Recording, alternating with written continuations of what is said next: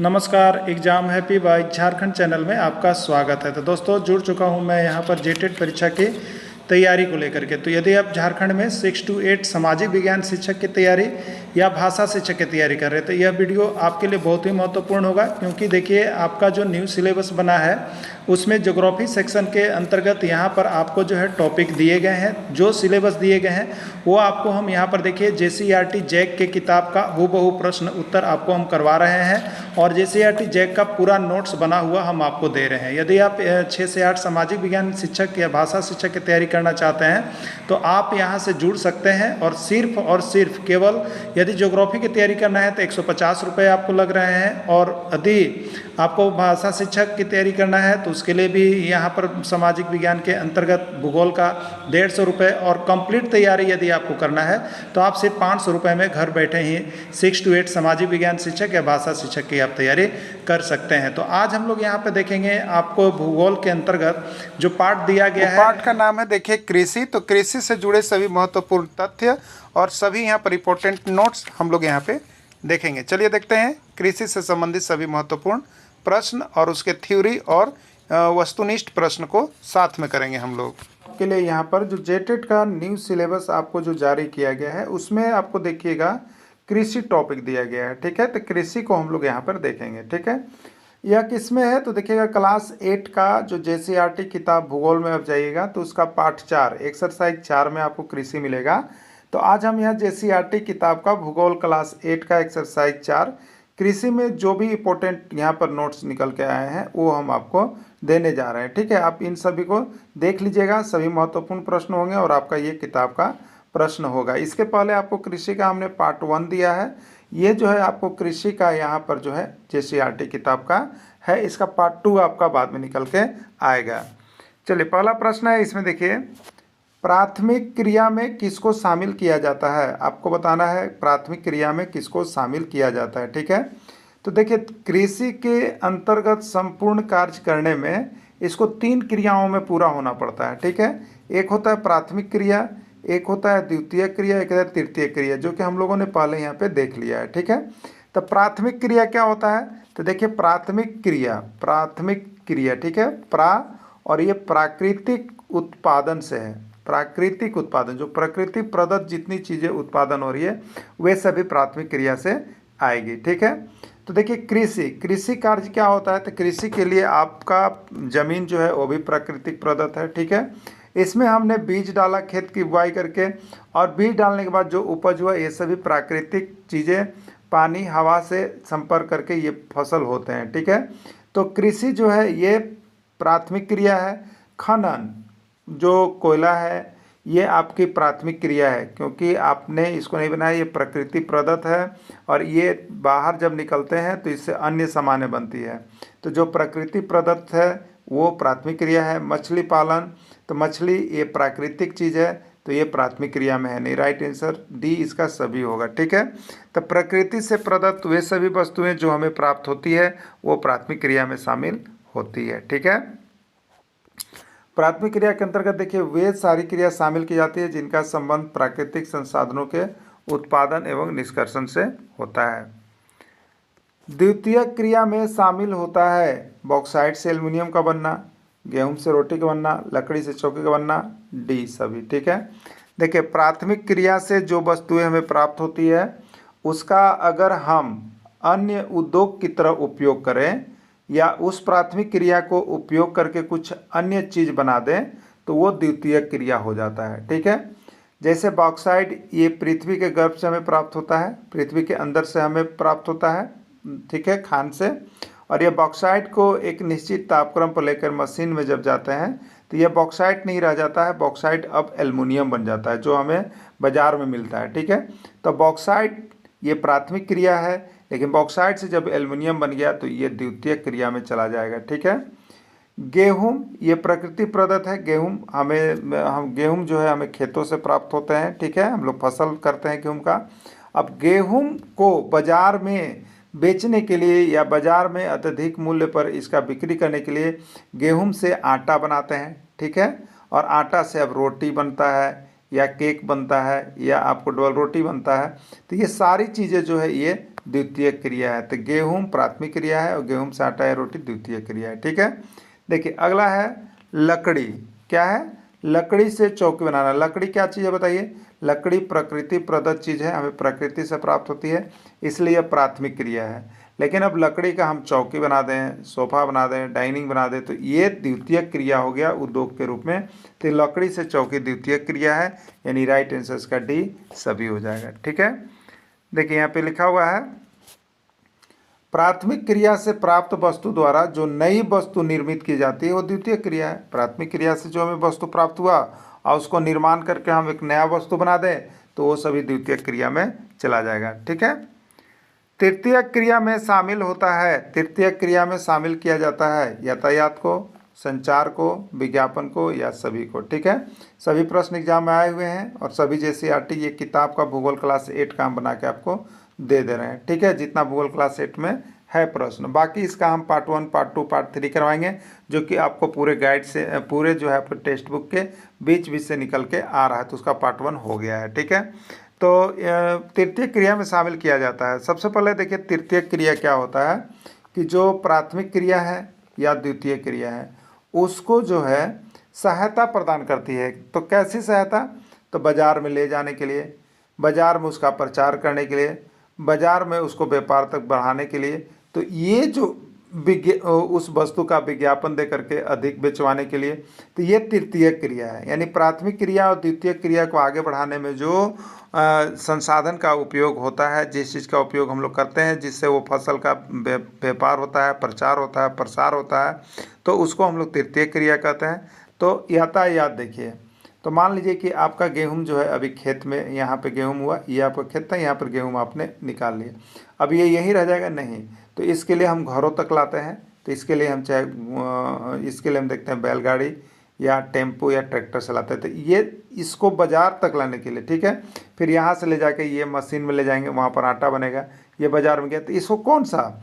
तो रोड यातायात माने बैलगाड़ी हो गया, आपको टेम्पू हो गया, ठेला गाड़ी हो गया, इससे आपने साधन किया। तो ये ठेला गाड़ी, बैलगाड़ी, टेम्पू जो यातायात का साधन है वो तृतीय क्रिया है। संचार, किसी चीज़ का प्रचार करने के लिए, ठीक है, गूगल, बर्गर, नूडल्स, सोयाबीन, ये सब का हम लोग प्रचार करते हैं, चिप्स, ये प्रचार करने में जो हमें सहायता करेगा वो फसल को आगे बढ़ाने के लिए, प्रोडक्ट को आगे बढ़ाने में उपयोग करता है। तो ये संचार भी तृतीय क्रिया है। विज्ञापन भी तृतीय क्रिया है। ठीक है, यानी राइट आंसर का डी सभी होगा। तृतीय क्रिया में देखिए वैसे क्रिया को शामिल किया जाता है जो प्राथमिक एवं द्वितीय क्रिया क्षेत्र को आगे बढ़ाने में सहयोग प्रदान करते हैं।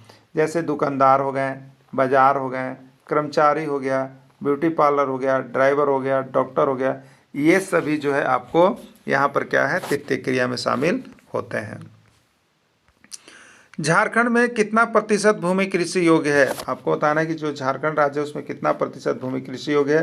प्रश्न आए हुए थे 37.30%, 32%, 29% या यहाँ पे 35%। ठीक है, तो झारखंड में 37.30% भूमि जो है कृषि कार्य योग्य है, बाकी भूमि जो है यहाँ पर पर्वतीय है। ठीक है, झारखंड में कितना प्रतिशत भूभाग पर वन है? झारखंड में कितना प्रतिशत भूभाग पर वन है? प्रश्न बहुत इंपॉर्टेंट है, प्रश्न आपको जैक से एक बार पूछा भी गया है। 29.6%, 25%, 23% या यहाँ पे है आपका 27%। ठीक है, तो झारखंड राज्य में देखिए वनों का जो प्रतिशत है वह 29.61% है। ठीक है, 29.61% है।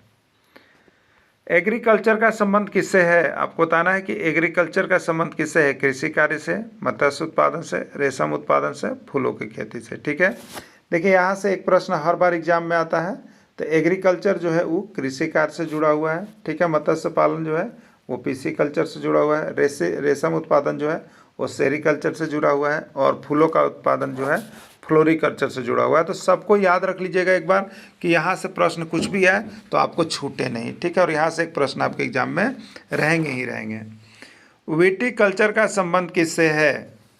कृषि कार्य, अंगूर का उत्पादन, मत्स्य उत्पादन या फूलों की खेती। ठीक है, तो मत्स्य उत्पादन को हम लोग पिसीकल्चर कहते हैं। ठीक है, मत्स्य उत्पादन को पिसीकल्चर कहते हैं, फूलों की खेती को फ्लोरिकल्चर कहते हैं, और कृषि कार्य को हम लोग एग्रीकल्चर कहते हैं। अब एक ही ऑप्शन इसमें सी बच गया, अंगूर का उत्पादन। तो ये अंगूर का उत्पादन, जिसको द्राक्षा भी हम लोग कहते हैं, ये विटीकल्चर से जुड़ गया। ठीक है, ये किससे जुड़ गया? विटीकल्चर से जुड़ गया। तो विटीकल्चर का संबंध जो है वो आपको अंगूर का उत्पादन से होता है। पिसिकल्चर का संबंध किससे है बताइएगा? मत्स्य पालन, अंगूर उत्पादन, फूलों की खेती, कोई नहीं। ठीक है, तो पिसिकल्चर का संबंध तो यहाँ पे शुरू बार ही मिल गया हमको, मत्स्य पालन से होता है। अंगूर उत्पादन का संबंध किससे? विटीकल्चर से है। फूलों की खेती का संबंध किससे? फ्लोरिकल्चर से है। तो राइट आंसर इसका मत्स्य पालन होगा। सेरीकल्चर का संबंध किससे है? सेरीकल्चर का संबंध किससे है? कृषि कार्य, मधुमक्खी पालन, फल उत्पादन, रेशम उत्पादन। ठीक है, तो कृषि कार्य का तो संबंध एग्रीकल्चर से है। मधुमक्खी पालन का संबंध एपीकल्चर, एप मतलब शहद या मधुमक्खी होता है, तो एपीकल्चर। फलों का उत्पादन यहाँ पर है। सेरीकल्चर का संबंध रेशम उत्पादन से है। ठीक है, सेरीकल्चर का संबंध किससे है? रेशम उत्पादन से है। फ्लोरिकल्चर का संबंध किससे है? फ्लोरिकल्चर का संबंध किससे है? कृषि कार्य, मधुमक्खी पालन, फूलों का उत्पादन, रेशम का उत्पादन। ठीक है, तो कृषि कार्य का संबंध तो अभी आपने देखा सुना कि एग्रीकल्चर से है। मधुमक्खी पालन का संबंध यहाँ पर एपीकल्चर से है। फूलों का उत्पादन का संबंध फ्लोरिकल्चर से है। ठीक है, फ्लावर देखिए याद रखिएगा, फ्लावर, और यही याद रखिएगा फ्लोरिकल्चर। तो फ्लावर और फ्लोरिकल्चर में संबंध फूलों का उत्पादन से है। एपीकल्चर का संबंध किससे है? एपीकल्चर का संबंध किससे है? कृषि कार्य, मधुमक्खी पालन, फूलों की खेती, कोई नहीं। ठीक है, तो एपीकल्चर का जो संबंध है वो आपको एपीकल्चर का मधुमक्खी पालन से होता है। ऐप जिसको हम लोग शहद या मधुमक्खी कहते हैं, तो इसी को एपीकल्चर याद रखेगा। या कहाँ से आता है? तो मधुमक्खी से आता है। तो एपीकल्चर का संबंध आपका होगा मधुमक्खी पालन से। ठीक है, कृषि का सबसे प्राचीन स्वरूप क्या है? कृषि का सबसे प्राचीन स्वरूप क्या है आपको बताना है। स्थानांतरित कृषि, जीवन निर्वाह कृषि, चलवासी पशुचारण, कोई नहीं। ठीक है, तो कृषि का सबसे जो प्राचीन स्वरूप है या पुराना स्वरूप जो है वो सबसे पहले आदि मानव की तरफ से था, वो था आपका स्थानांतरित कृषि।